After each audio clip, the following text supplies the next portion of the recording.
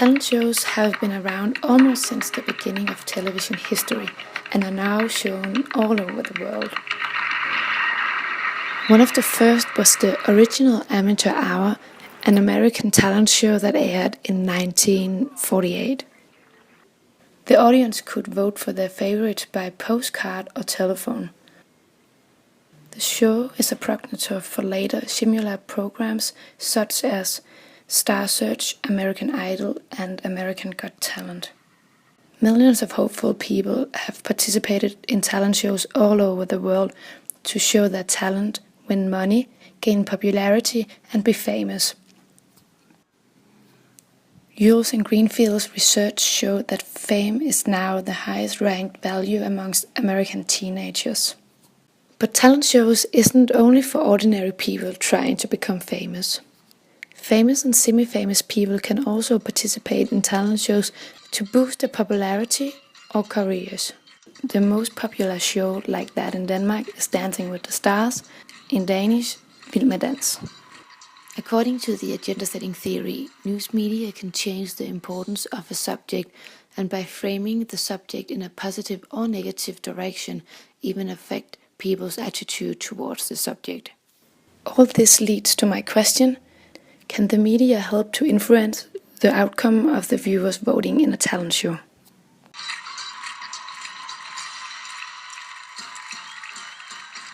Vild med Dans have just started their 11th season in Denmark, which means they have been on air for 11 years.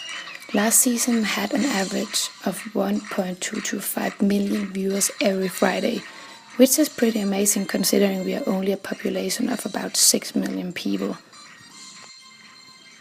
One of the participants in 2013 was Allan Simonsen, a 60-year-old former soccer player.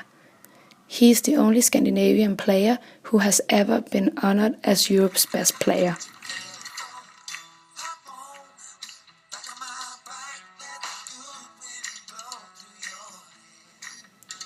After Allan's first dance, the media predicted him little chance in the competition. The judges gave him 5 points, and in the following program he got only 4 points, the lowest ever awarded in Vild med Dans history. With help from the viewers' votes, Allan surprisingly made it to the next program. In the week after started what later was named Allan Gate. Vi vil gerne anbefale i aften, når det starter kl. 8 og så ind til afgørelsen 21.50, at man tager sin søsters telefon, at man tager au pairens telefon, man tager sin egen, man går over og tager naboens mobiltelefon, og så sender man... Køb en af dem, de kriminelle har med SIM-kort også. Ja, du skal bare skaffe telefoner. Så sender du sms'en med ALS, står altså for Allan Simonsen, ALS til 1234. Og så får vi reddet Allan Simonsen igennem Vild med Dans, fordi der er selvfølgelig kun en rigtig vinder af Vild med Dans. Det er selvfølgelig Europas bedste fodboldspiller. Some people were furious that the radio host from the most popular radio show in Denmark interfered, claiming they destroyed the competition, while others created fan pages on Facebook and voted for Allan. Ekstrabladet, which is one of the 2 largest tabloid newspapers in Denmark, wasn't late to follow. Philip Bell wrote, "The content analysis is the most basic way of finding out something about the media meaning. I used content analysis for data collection, and then through analyzing the data, I found that Ekstrabladet within 2 weeks had published 22 articles with the keyword Vild med Dans. In only 2 weeks they published 22 articles about Vild med Dans. Let's have a look at the articles. 20 of them included Allan. In the same 2 weeks, the Prime Minister was only mentioned in 16. He was only not mentioned in 2 articles. 11 of the articles was mainly positive towards Allan. 4 was negative towards Allan. 6 was negative towards the judges, and mainly because of the way they evaluated Allan. 4 times urged the articles to vote for Allan. 3 articles was neutral and just describe the controversy. 3 of the articles was interviews with Allan or his dance partner or a friend of Allan's. Only 1 article was positive towards another couple, and 1 article was negative towards another couple. But besides that, The battle for against Alan seemed to be about values when you analyze and look at the way the articles are framed and the words they're using. It's never a question whether Alan is a good dancer or not, or agrees that he isn't. Ekstra Bladet definitely wanted to mess with the program. They even launched the Alan alarm.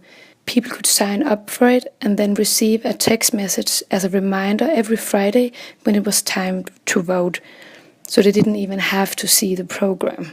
But besides that, the battle for or against Alan seems to be about values when you analyze the words in the article. The negative words or expressions are clumsy hands, worst dancer, hard to dance with, words that are very specific to his dancing skills.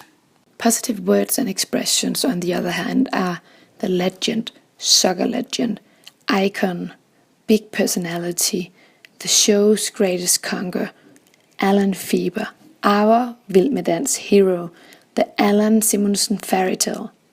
The positive words are not about dancing, but about Alan and his earlier achievements, and it seems like voting for him in the program is another way to pay tribute to him and his past achievements. For the people who were against Alan in Vild Med Dans, the program was a dance competition, but for those who voted for Alan, the program was a popularity contest.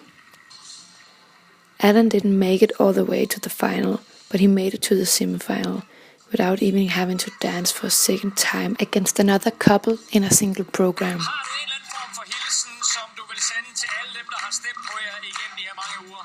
Det er meget, meget gerne. Tusind tak derude. Tak for hjælpen. Vi har bragt os rigtig langt, og vi har været så glade for det. Mange tak.